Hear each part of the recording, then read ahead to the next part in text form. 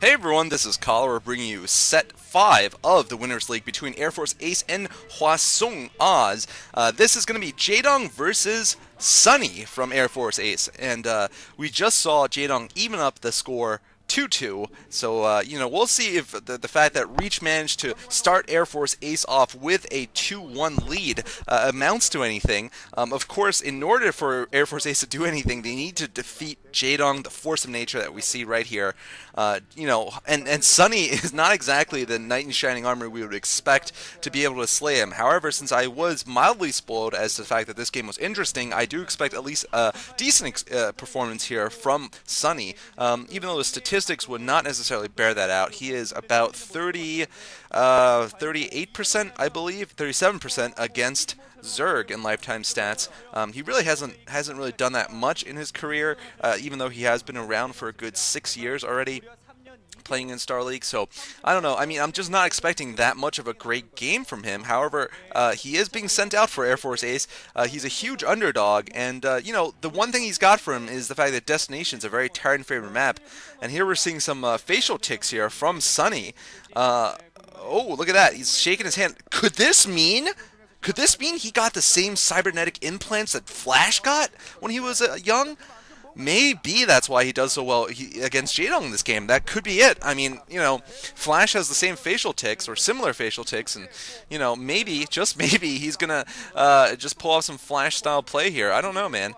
Here is a scouting drone from Jaedong, pretty early scouting drone. He's gonna be looking for gas here. That's the most important thing to look for, and also proxies, of course. If he sees that there's no buildings, for example, no barracks in the base, he'll know there's a proxy barracks, and we're seeing stupid girl covering her face, probably, because she's hideous, but, wow, you're a moron. And here we're seeing Jaedong get in. That wall-in is not effective, of course. You need 2 supply depots in Destination, as on most maps, to be able to block. What is Sunny doing? Oh, man. He's been scouted. He, pulled 2 SCVs to fight a drone. He's going to go in for a proxy factory is the idea here. Let's see if Jaedong keeps his drone in there. Looks like he's going to opt to... Nope. Is he going to stay with the drone? Can't tell. Looks like he's going to have to leave, though. A good block there from Sunny. So, wow. Okay, so Sunny now blocking off his front base here, front door here with a supply depot, and that is going to be building a proxy racks. Maybe it's going to even float it into Jaedong's base. The problem is, though, Jaedong went for the early scout, and whoa, look at that! Oh my god, did I just see 3 hatchery before spawning pool? That's what it was. It was 3 hatch before spawning pool. Savior used to love doing this to gain a maximum economic advantage against Terran. Here we're seeing it from Jaedong because he knows he can get away with it. He knows he's spotted what's going on. He knows there's no fast marine rush, so he's safe in doing this. And, it's unfortunate for Sunny that he didn't send his SCV to scout the main base. Otherwise, he could actually do a bunker rush even off of a 10 racks. It still is possible if you go 2 hatch before spawning pool, of course. And here we're seeing another scouting drone. So this game's already turning out to be quite unorthodox. Just maybe Sunny will be able to do something about it. But no, Jaedong gonna scout. Rhinodon gonna block him. Is Jaedong gonna spot it is the question. Jaedong might be oh, hello. So I don't know why this game is epic. I expect Jaedong to win this game almost automatically. I mean, maybe he spends the rest of the game just building queens and infesting command centers. I don't know, because Jaedong scouted it completely. Now, what I expect Sunny to do maybe is float it over into Jaedong's base. Maybe that was his original intention. In fact, he's not going to be able to do it because what Jaedong will do is he'll keep a drone underneath the factory and prevent it from landing, I bet. Although that Vulture might have something to say about it. I don't know. Just look at this. A little standoff here between a Vulture and a drone. Vulture is going to pick off the drone, though, eventually. But a couple of Lings come in, actually, and they're going to be able to help block. But the Vulture has some amount of range, obviously, and I think it's going to... Oh, wow, look at that. The factory gets down. Okay, so if Jaedong can get enough Zerglings on that factory, though, he should be able to do a lot of damage to it. And then there's a Hydralisk Den. So, yeah, that's going to be what he needs to take care of. Vultures, of course.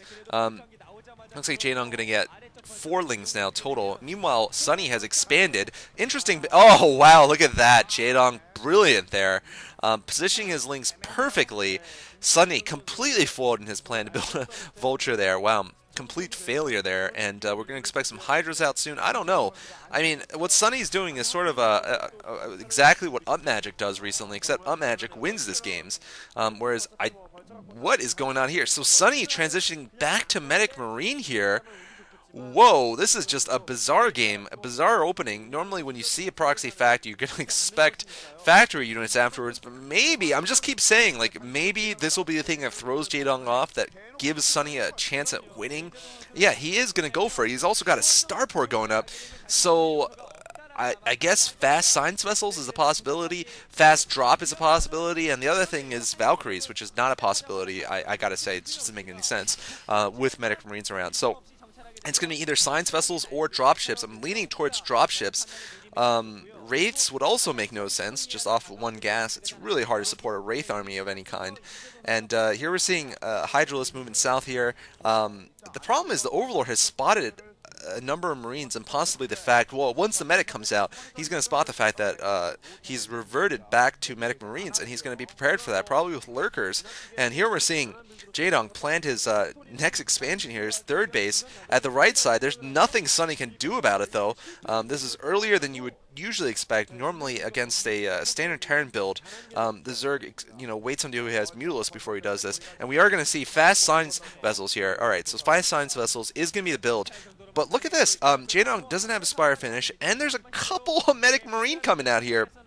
And the thing is, I don't know if these Hydras are going to be positioned in place to do anything about this, because even though there's only, I think, 6 Marines there, there's nothing there for Jaedong. And maybe I'm wrong. Maybe Jaedong did not suspect a Medic Marine transition here, and now Jaedong sees it. Jaedong is going to lose his hatchery, I feel. Hydra is about to go down, and yeah, the hatchery is going to be forced to be canceled here. Although, no, Jaedong looks like he's going to go for a counter at the main base of Sunny, but Sunny expects this. He's putting up a bunker, and he's getting his first science vessel out right now. He's probably getting range there at the academy. Another Hydralisk goes down. Bunch of Slowlings coming out.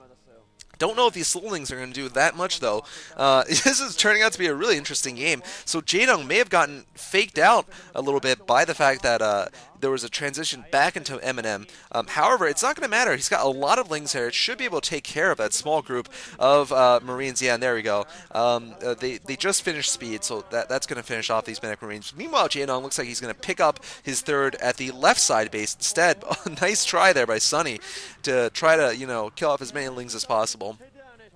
I do expect Jaedong to go into Lurkers, although, I mean, maybe he's going to go, yeah, there we go, Lurkers. He really doesn't necessarily have to go with the Mutalisks even, especially because there's early science vessels. He doesn't, if he knows there's science vessels, you don't want to get that many mutas, because they're just going to get irradiated eventually, and that's going to be just so deadly.